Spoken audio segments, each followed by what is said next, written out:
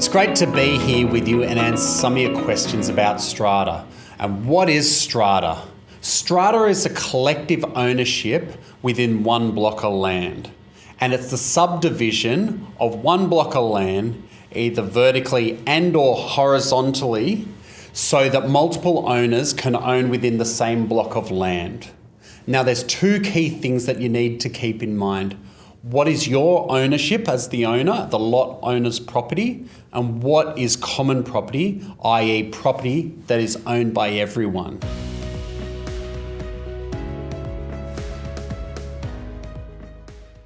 So the first things first, this front door is strata responsibility. The door handle is strata as well. And the lock, if there's a problem, is strata as well. However, if you lose the key, that's your responsibility. Now, this is the common property foyer, because it's common property, we need to be mindful of the appearance of how it looks in relation to the other apartments. So you can't have a high floor mat because it could be a trip hazard for someone else. So just keep that in mind. Come on through. So within the apartment, common property is the 4 external walls, the ceiling, the floor, and the balcony door. That is all common property, but the insides of the apartment are yours as the apartment owner. I'll show you exactly what I mean. The door closer is strata because it forms part of the front door. This light switch is yours as the owner. That's the owner's responsibility. Coming on through to the bathroom, this wall here is an internal wall. Because it's the internal wall, it's within the airspace of the apartment, so that's yours as an owner. Come on through. So within this bathroom, anything in the airspace is yours as an owner. That includes this toilet, cabinet, the sink and the tap, this handrail, and the shower screen. The bath is also within the unit, so that's the owner's responsibility. That being said, the floor and the floor tiles are strata. Why? Because they form part of the floor, so are therefore considered common property.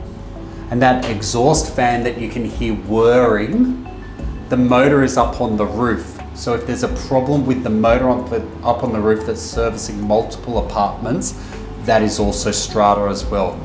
Because again, it's on common property, it's servicing multiple apartments. This blind, same situation, owner's responsibility because it's within the lot space and it's not part of the strata. However, the window, because it's part of the boundary wall, that is strata. So any problems in the future with the window, rusting and so forth, all of that is going to be taken care of by strata. So I'll bring you into the kitchen. Because this is within the cubic lot space of the apartment, this is the owner's responsibility. So most of the kitchen, the dishwasher, the microwave that's not there, the cupboards and so forth are the owner's responsibility, as is the stove and the oven. This balcony wall, which is glass, it's not actually a wall in this case, this is strata. However, that fly screen just through there is the owner's responsibility because it's been put in after the date of registration of the strata scheme. This wall's strata because it's a boundary wall. The floor tiles are strata, as is that drain just there. The balcony railing is strata, and this louver, unless there's a bylaw otherwise, is strata as well. This air conditioner that just services this apartment, this motor, is the owner's responsibility. And that's the case in most buildings. And the reason it is because it services just one lot. And see how it sits within the cubic lot space of the apartment? It's within the boundaries of the lot. So it's the lot owner's responsibility.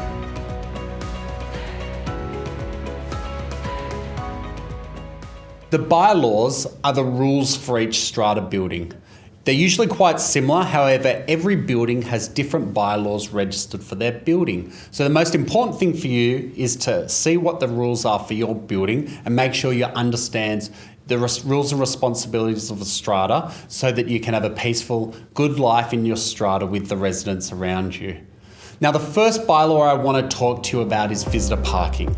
As an owner, you should never park in visitors' parking. It's the great surefire way to upset your new neighbours. And the second bylaw I want to talk to you about is noise.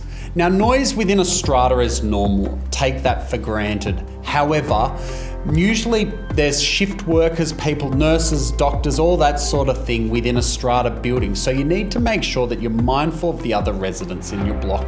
So normally what we would suggest is keeping the noise down between 8 and 8 so that people can get a good night's sleep and can enjoy their property. So the rules say that you must not create noise to disturb another person's peaceful enjoyment of their lot, and we've already spoken about a lot. So just keep that in mind with how you use your apartment. The next bylaw I want to talk to you about is smoking. If you enjoy a cigarette, in most blocks of strata, you're not allowed to let cigarette smoke go onto someone else's lot or onto common property. So be very mindful about smoking and check out what the bylaws say in your particular strata scheme.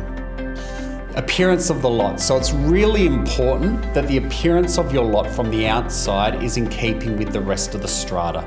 So things such as proper outdoor furniture, not just a normal casual couch, making sure that you don't have washing out displayed over the railings and so forth, making sure you're not leaving your shoes at the front door, and even a little thing such as having a floor mat on the common property. It's probably more appropriate to be inside your apartment, inside your front door, and a low one so that the door opens and closes as it's required to do. Different buildings have different requirements for waste. Some have garbage chutes, some have different recycling bins. So take the time to go down and look at the signs in your bin room and work out what you're required to do. Make sure that that your rubbish is tightly wrapped and secured so that it doesn't spread throughout common property and create mess for others. Pets is an important one as well. You need to apply to strata in most cases for a pet. And normally strata will allow you to keep one animal, sometimes two, but it's usually a cat, a small dog, or a caged bird, or a fish in an aquarium. So they're normally the usual sort of pet applications we see. But speak to your strata manager if you want to get a pet, and they'll tell you what you can and can't do for your strata scheme so you stay on the right path.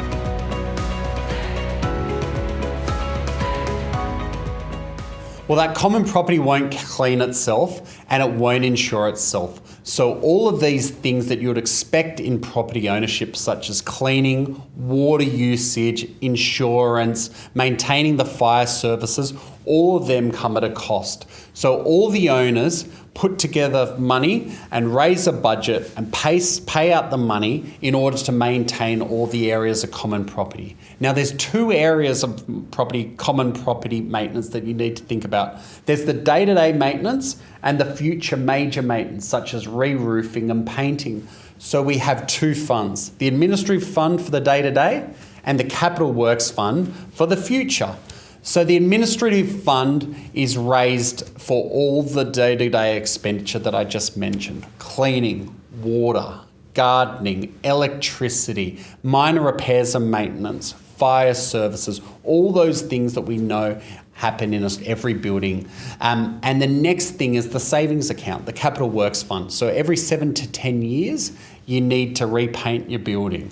You need to re-roof them probably every 25 years. So we need to put aside money each year in order that when the time comes, we have enough money to complete those big jobs. Thank you for joining us for this crash course into the world of strata. I hope to see you at the next AGM.